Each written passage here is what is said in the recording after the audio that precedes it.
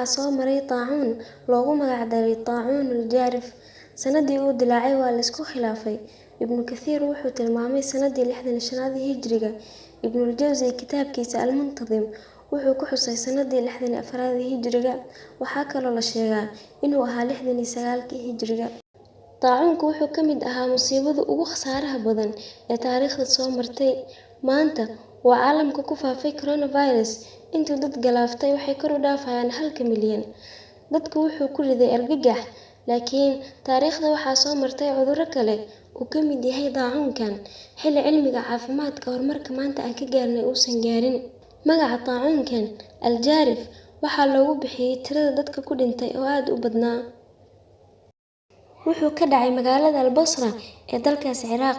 3 maalin ugu horeysay reer Basra waxaa ka dhintay 214,000 oo qof.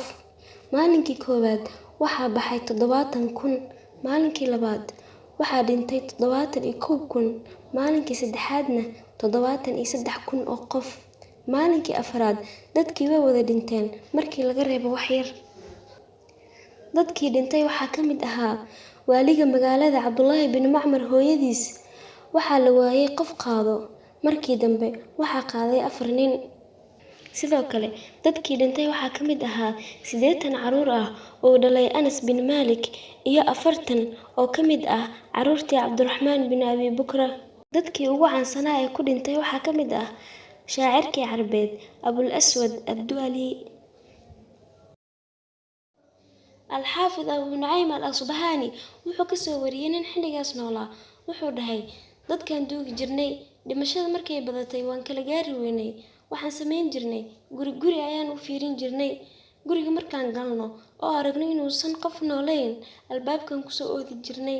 Maalinkii dambe waxaa galnay guri, qof nool markaan ka dhex weynay ayaan albaabka ku soo oodnay.